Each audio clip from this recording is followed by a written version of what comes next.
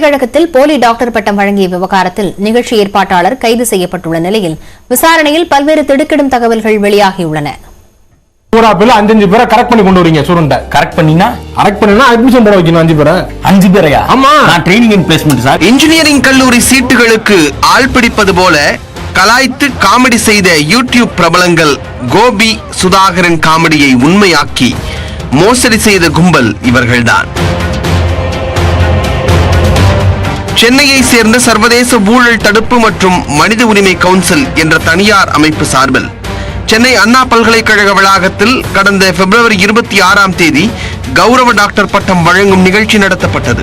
அதில் பிரபல நகைச்சுவை நடிகர் வடிவேலு, இசையமைப்பாளர் தேவா, நடன இயக்குனர் சாண்டி, தொலைக்காட்சி பிரபலம் ஈரோடு மகேஷ், யூடியூப் பிரபலம் கோபி மற்றும் சுதாகர் உள்ளிட்ட 50க்கும் மேற்பட்டோருக்கு கௌரவ டாக்டர் பட்டம் வழங்கப்பட்டது. இந்த நிகழ்ச்சியில் ஓய்வு பெற்ற நீதிபதி வள்ளிநாயகம் கலந்து கொண்டு கௌரவ டாக்டர் பட்டங்களை வழங்கினார்.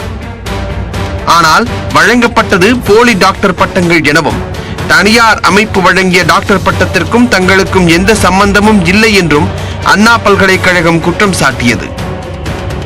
இது தொடர்பாக அண்ணா பல்கலைக்கழகம் சார்பில் கோட்டூர்புரம் காவல் நிலையத்திலும் ஓய்வு பெற்ற நீதிபதி வள்ளிநாயகம் தரப்பில் மாம்பலம் காவல் நிலையத்திலும் புகார் அளிக்கப்பட்டன. புகாரின் பேரில் நிகழ்ச்சி நடத்திய அமைப்பின் இயக்குநரான ஹரிஷ் மீது 7 பிரிவுகளின் கீழ் வழக்கு பதிவு செய்து அவரை தேடி வந்தனர். இதனிடையே முன்ஜாமீன் கோரி ஹரிஷ் தாக்கல் செய்த மனுவை சென்னை உயர்நீதிமன்றம் தள்ளுபடி செய்து உத்தரவிட்டது. அதனை அடுத்து ஆம்பூரில் தலைமறைவாக இருந்த ஹரிஷ் மற்றும் அவரது கூட்டாளியான இடைத்தரகர் கருப்பையா ஆகியோரை கைது செய்து சென்னை அழைத்து வரப்பட்டனர்.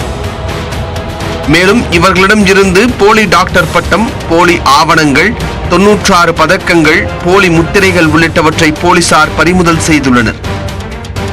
முதற்கட்ட விசாரணையில் பிடிபட்ட ஹரிஷ் போலியாக டாக்டர் பட்டம் கொடுத்து லட்சக்கணக்கில் பணம் சம்பாதித்து வந்தது தெரிய வந்தது. பணம் கொடுத்தாவது பெயருக்கு பின்னால் டாக்டர் பட்டம் சேர்த்துவிட வேண்டும் என்று நினைத்தவர்கள்தான் ஹரிஷின் கையில் சிக்கிய ஆடுகள். ஆட்டுக்கு பேரம் பேசுவது போல் 10,000 ரூபாய் முதல் 25,000 ரூபாய் வரை டாக்டர் பட்டங்களை விற்பனை செய்துள்ளார்.